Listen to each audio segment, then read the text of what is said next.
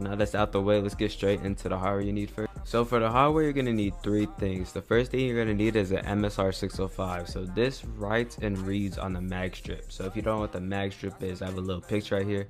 It's the black stripe on the back of the card. That is what this reads and writes on. You're going to need this to edit the mag strip. And yeah, this is the most expensive item, 85 bucks. So next, the Omni key. So the Omni key is really cheap. It's only 14 bucks. This is the one I have personally. I recommend you get this one because it just works fine. But if you can buy this one, get this one. If you can't, if it's like off sale or something, you can still get another one, but I recommend you get this one. The Omni key is used in like 90% of the process of cloning.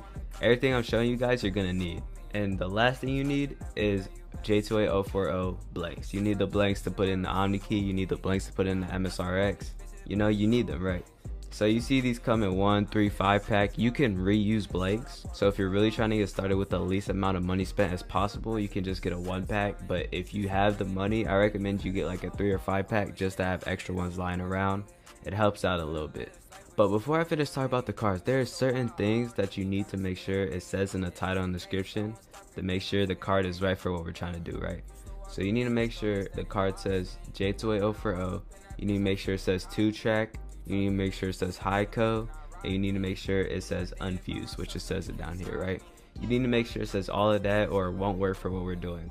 A lot of people buy the wrong cards and they're gonna have to wait even longer just because they bought the wrong cards and they gotta order the right ones after, so you're just losing money. But yeah, these were the three things you need for the hardware. Now I'm gonna go into the software you need.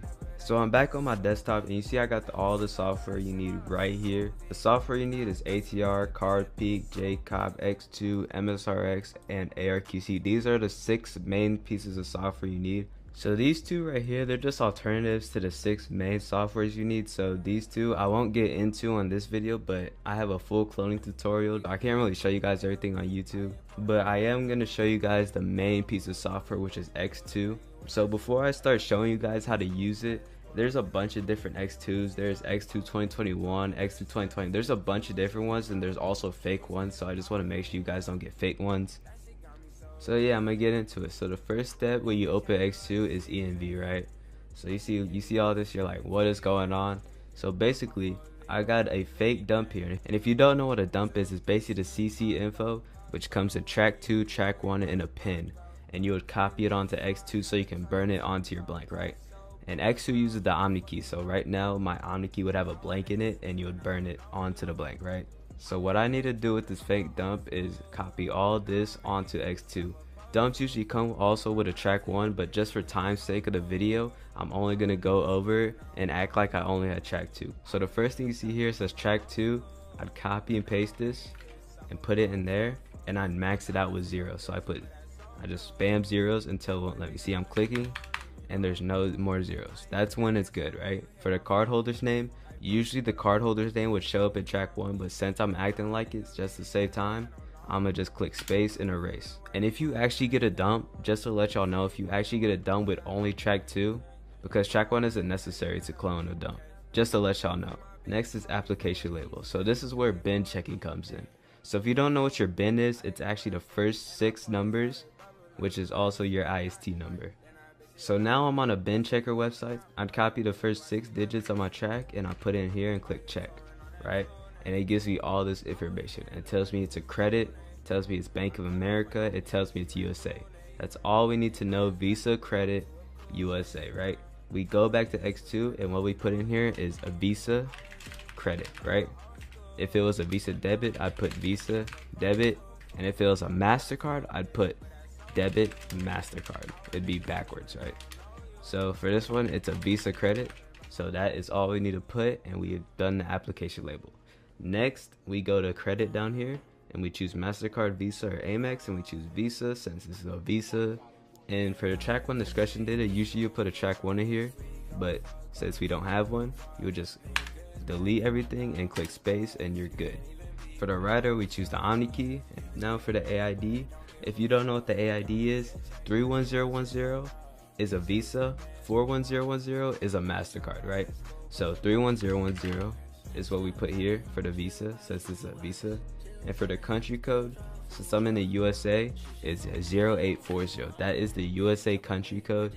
If you don't know the country code for your country, you can search up online. I also have a list in my Discord that goes over all the country codes. And next, the currency. The currency code is always the same as the country code, so you put 0840 in there too. And you saw it in the fake dump. We have a pin 3665. We put that in there, and we just did all of that quickly, right? Cloning is a fast process. People think it takes a long time, but it really doesn't. Next, we're gonna go down here to effective and expiration date. I'm gonna click the expiration date, delete everything, and this is how you find the expiration date of your dump, right? So you go back to your little track 2, and you find these 4 numbers after the equal sign, right? These 4 numbers.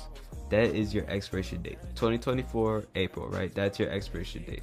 So what you put here is 2404, and then for the last 2 digits, you would put how many days are in that month. So I know April is 30 days, and that is how we put our expiration date. Then we go to effective date. We put the same thing, 240430, and we get rid of 4 years. So you would just apply whatever expiration date your dump has to here, and you'll be fine, right? So we just completely did the EMV part of cloning a dump, right? So if I click credit, it would burn onto the card. Just give it a second, boom, completed job. So I just successfully cloned the dump, but there is one more step. I'm not going to completely get into it because the video will just get way too long, but I'm going to skim through it real quick. IST load, you'll basically just put everything in here the same. These 3 ARQCs is what this software handles. You would just generate it in this software and put in X2, and then you would burn it onto the card, right? I'm going to show y'all what an IST is. So 404773, that is our bin, but that is also our IST. We need an IST to match our bin to burn it onto the card, right? So if you don't have ISTs, you can hit me up. I have an IST pack of all USA ISTs. It's a bunch of them, but I'd click open and I'd find my IST file. So I already have a bunch. I already have 414773. So I'd double click and boom, I put it in there, and I'd put all the stuff in here and I'd burn it, right? That is how you use the IST. The only hard part is getting